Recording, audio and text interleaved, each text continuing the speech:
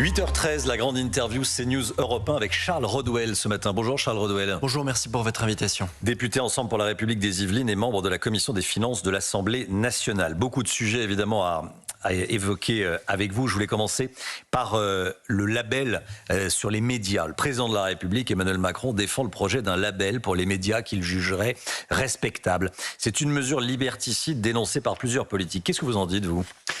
Beaucoup de gens disent que Emmanuel Macron a défendu un label d'État. C'est faux. Il n'a jamais parlé de label d'État. La seule chose qu'il a défendue... Mais il veut que les autres fassent le travail. Il défend un label qui serait créé par des journalistes eux-mêmes. Mais il défend l'idée. Il dit que chaque maison journalistique, en tout cas chaque média, pourrait mettre en œuvre un label qui, selon lui, pourrait dénoncer la désinformation. Moi, ce que je constate, c'est que tous les jours, la désinformation existe, et donc que les journalistes puissent s'organiser entre eux en toute liberté, sans que l'État s'y implique, ça peut être une idée à creuser. J'ai finement écouté ce qu'il a dit, il n'a rien dit de plus. Ce qui est en tout cas absolument certain, c'est que vous me trouverez sur la route de ceux qui défendront un label d'État. Un label d'État n'est pas considéré aujourd'hui, tout simplement parce qu'il faut garantir la liberté des journalistes.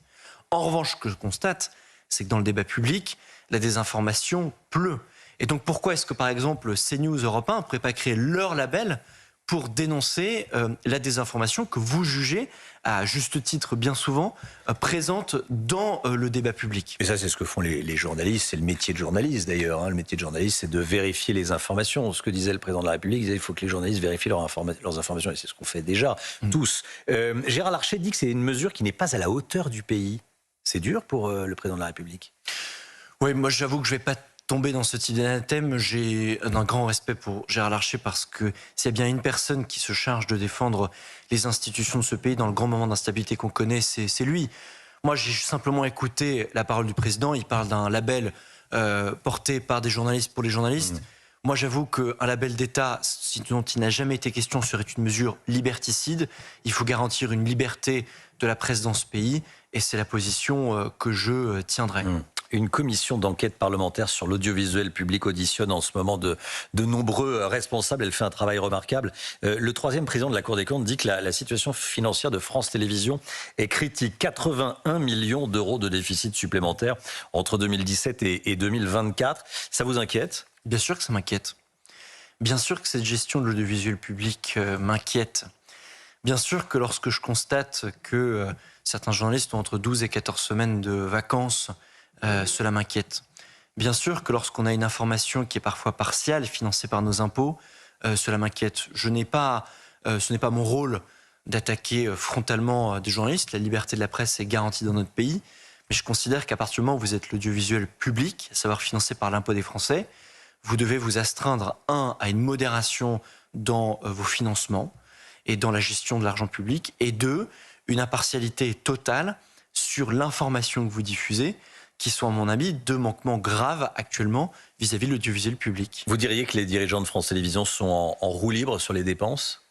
Ça, la commission d'enquête qui est menée à l'Assemblée nationale fera un état des lieux extrêmement détaillé. Le rapport de la Cour des comptes qui a été publié il y a maintenant quelques semaines est objectivement alarmant sur la question. Mais je crois que la question de la gestion des finances publiques n'est pas le seul problème. Je pense que la question du partage de l'information, je pense par exemple sur les questions sécuritaires, migratoires, qui est un enjeu majeur. Vous parlez du pluralisme ? Je parle du traitement objectif de l'information. Et il y a des lacunes dans l'audiovisuel public ? Je vous prends un exemple parmi d'autres. À ma modeste échelle, j'ai publié il y a quelques semaines un rapport sur le coût pour les finances publiques des accords franco-algériens. Il me semble, en toute humilité, que c'est un enjeu important pour notre pays de constater ces questions. Pas un édito, pas une actu n'a été partagée et reliée par l'audiovisuel public, qui est le seul média qui n'en a pas fait état. Tous les autres médias, de droite comme de gauche, en ont fait état. Je pose simplement la question, en toute humilité, pourquoi est-ce que cette actualité n'a pas fait l'objet d'édito, d'actualité par l'audiovisuel public? Est-ce que ce sujet dérange? Vous posez cette question en toute humilité, en toute honnêteté. Vous avez un début de réponse ou pas? Non.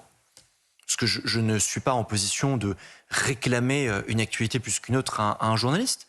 En revanche, je trouve qu'il y a un traitement partial d'une part de l'information Et je trouve que, le rapport de la Cour des comptes qui a été partagé il y a maintenant quelques semaines sur la gestion des finances au sein de l'audiovisuel public pose des questions auxquelles je crois que cette commission d'enquête peut apporter des réponses de manière d'ailleurs transpartisane, parce que toutes les forces politiques sont représentées dans cette commission d'enquête. Charles Rodwell, député Ensemble des Yvelines, invité de la grande interview CNews Europe 1. Ce matin, France 2 qui a consacré un numéro de complément d'enquête à CNews avec des chiffres faux fournis par RSF, qui ont été retirés au tout dernier moment, qui ont été démentis par l'Arcom elle-même. C'est digne du service public d'information de télévision, ça ?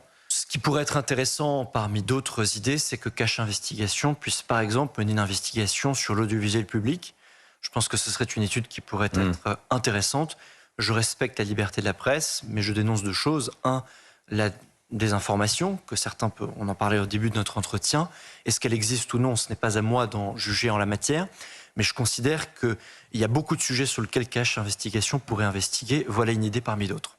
Puisqu'on parle d'argent et du déficit de France Télévisions, je voulais vous entendre sur le budget. C'est très compliqué à suivre. Les Français ont lâché depuis quelque temps, mais ce qu'ils retiennent, c'est qu'ils sont inquiets pour le pays.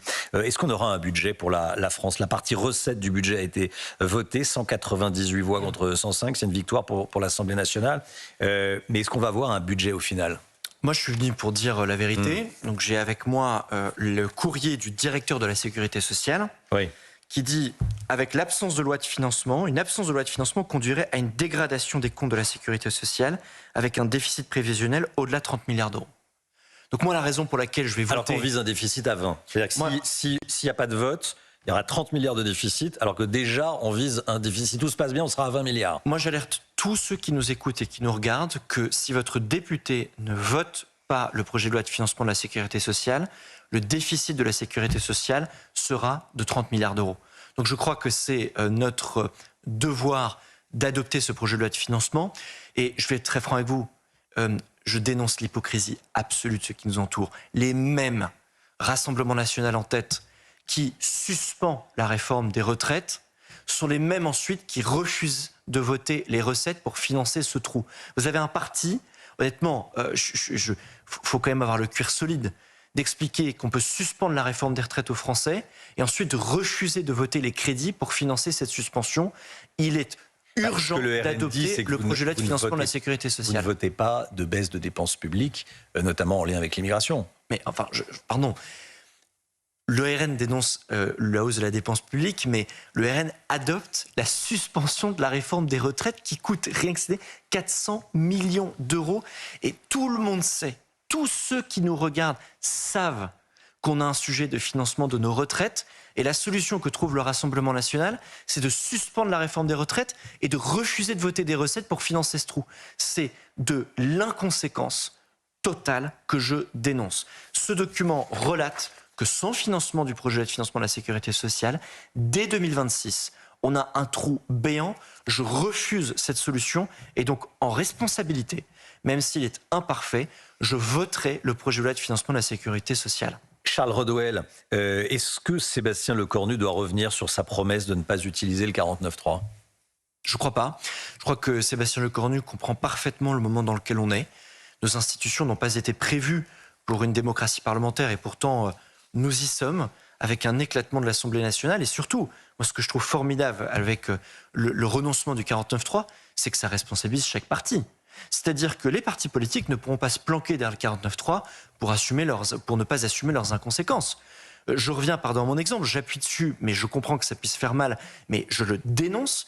Vous avez un parti, le RN, qui refuse d'admettre qu'on a un problème avec les retraites, qui suspend la réforme des retraites et qui refuse de financer les moyens, de voter les moyens de la financer. C'est une hypocrisie absolue. Renoncer au 49.3 permet de responsabiliser chaque parti politique lors du budget. Charles Rodwell, je voulais vous parler également de l'Algérie.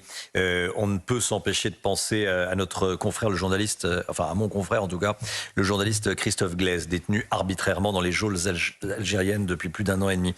La Cour d'appel a confirmé la peine de 7 ans d'emprisonnement pour apologie du terrorisme. Quelle attitude la France doit-elle adopter vis-à-vis d'Alger pour espérer au plus vite sa libération? Plutôt la discrétion ou le bras de fer? La fermeté.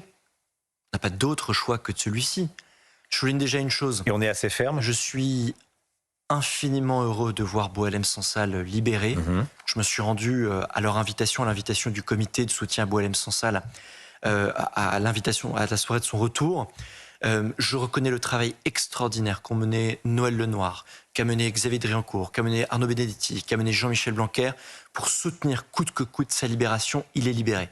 Maintenant, on a un homme, Christophe Glaise, journaliste notamment de SoFoot, qui est enfermé et qui est condamné dans les geôles algériennes pour des faits qui sont absolument mensongers. La libération de Christophe Glaise doit être la première étape à toute négociation entre la France et l'Algérie. Et j'ai confiance, je vais vous dire, j'ai confiance en Laurent Nunez. J'en ai échangé avec lui parmi les autres membres de l'exécutif. C'est un homme qui va appliquer une politique de grande fermeté vis-à-vis de l'Algérie. La libération de Christophe Glaise doit être la première étape à toute négociation avec le régime algérien. Là, Laurent Nunez, justement, le ministre de l'Intérieur, confirme son souhait d'aller en Algérie. Il a raison d'y aller, alors que Christophe Glaise est encore en prison? Tout dépend ce qu'il dit au régime algérien. S'il dit au régime algérien, j'échange avec vous pour, demander, avant toute négociation, la libération de Christophe Glaise, et 2, la dénonciation des accords de 68. Vous savez que j'ai une différence avec le gouvernement sur ce sujet. Le gouvernement souhaite renégocier les accords de 68. La position de mon groupe et de moi-même, c'est de dénoncer les accords de 68 et de prévoir un cadre juridique alternatif pour normaliser la relation entre nos deux pays. Tout dépend le contenu de la discussion avec le régime algérien qu'il aura. Si en tout cas la première de ces conditions c'est la libération de Christophe Glaise, honnêtement c'est plutôt positif qu'elle ait porté ce message. Je voulais vous parler d'immigration également. Vous avez déposé une proposition de loi destinée à allonger la durée de rétention dans les CRA, dans les centres de rétention administrative pour les délinquants et criminels étrangers. Votre loi a été validée par le Conseil d'État. Elle passera en janvier à l'Assemblée nationale? Elle est en tout cas inscrite à l'agenda de la Commission des lois pour passer effectivement lors de la première quinzaine de janvier. J'en suis très heureux parce que c'est une proposition de loi, et je les remercie, qui est désormais co-signée par plus de 150 députés, qui vont de Gabriel Attal à Laurent Wauquiez. Je rappelle que c'est une proposition que je porte avec Michel Barnier, qui vise à une chose, suivre toute personne susceptible d'être radicalisée et atteinte de troubles psychiatriques et retenir enfermer toute personne sous OQTF qui est criminelle et délinquants étrangers, que nous enfermons plus longtemps avant d'assurer leur expulsion pour assurer la sécurité des Français. Vous savez le drame qui est arrivé à la famille de Philippine, qui habite ma circonscription. Vous savez le drame qui est arrivé aux familles de Lola, la famille de Morane, de Laura, à la gare de Marseille-Saint-Charles il y a maintenant quelques années. Toutes ces familles pourront désormais être protégées grâce à cette proposition de loi. C'est le premier volet du tournant sécuritaire et migratoire que nous devons assurer pour la sécurité des Français. Et j'espère que cette proposition de loi sera adoptée avec la plus grande majorité possible. Charles Rodwell, vous avez cité Gabriel Attal. Il a dit le en même temps en matière de sécurité. Ça ne marche pas, ça ne fonctionne pas. Il l'a dit sur CNews avec Laurence Ferrari et Sonia Mabrouk. Qu'est-ce que vous en dites? Vous confirmez le en même temps, vous êtes planté. Je vais dire les choses assez simplement. Pour sauver la France, pour sauver son école, pour sauver ses services publics, pour sauver son économie, nous n'avons pas d'autre choix que de réduire l'immigration. Et que de la réduire en adoptant une politique assez simple, c'est l'immigration choisie, massivement réduite, fondée uniquement sur le travail pour répondre aux besoins des Français. Oui, sur cette question, il y a eu une forme d'en même temps ces dernières années. Cela fait 2 ans que je défends un bilan dont je suis fier en matière économique, en matière européenne, l'Europe de la défense, l'Europe industrielle face aux grands défis de ce monde. Cela fait 2 ans aussi que j'appelle à une forme de virage idéologique, notamment sur les questions sécuritaires et migratoires. Et donc ce matin, je me réjouis de 2 choses, Romain Desarbres. Première des choses, je me réjouis de la révolution pénale qui est en train de mener Gérald Darmanin à la tête de son ministère sur le narcotrafic et sur les prisons, la révolution carcérale. Il nous faut maintenant, c'est le 2e point, une révolution sur notre politique migratoire. C'est ce que Gabriel Attal a annoncé, ne serait-ce que sur CNews la semaine dernière, en opérant un virage idéologique bienvenu, fondamental sur ces questions-là, parce que ces questions, notamment la question migratoire, ne peuvent pas souffrir d'un en même temps. L'immigration réduite, l'immigration choisie, fondée sur le travail, et avec cela, en corollaire, nous assumons de vouloir assécher toutes les autres voies d'immigration, l'immigration familiale, l'immigration pour soins, et la refonte du droit d'asile pour réduire l'immigration irrégulière. Une dernière question, Charles Rodwell, sur l'Eurovision, boycottée par plusieurs pays car Israël a été maintenu dans la liste des pays participants. Arnaud Klarsfeld fait un parallèle avec les nazis, dont les lois interdisaient aux juifs de jouer dans les orchestres, par exemple. Comment est-ce que vous percevez cette montée de l'antisémitisme en Europe ? La dernière fois que des pays européens ou des chanteurs européens ou des hommes politiques européens ont boycotté des événements parce qu'il y avait des juifs qui y participaient, c'était dans les années 30. Je ne souhaite pas que l'Europe revienne à ces années-là. L'antisémitisme est un racisme, et l'antisémitisme, au-delà de l'horreur qu'il représente lui-même, est souvent le précurseur de bien d'autres horreurs. Regardons les leçons que nous apporte l'histoire, ne cédons pas à la haine, et c'est la raison pour laquelle j'apporte tout mon soutien au chanteur israélien qui est aujourd'hui pointé du doigt lors de cette session de l'Eurovision. La France, évidemment, s'honore de maintenir sa participation, c'est la moindre des choses. Et cette édition devra avoir lieu, malgré ce boycott inacceptable de plusieurs pays européens. Merci beaucoup, Charles Rodwell. Merci à vous. Député Ensemble des Yvelines, d'être venu ce matin sur le plateau de CNews et dans le studio d'Europe 1. Merci à vous, bonne journée. Merci à vous.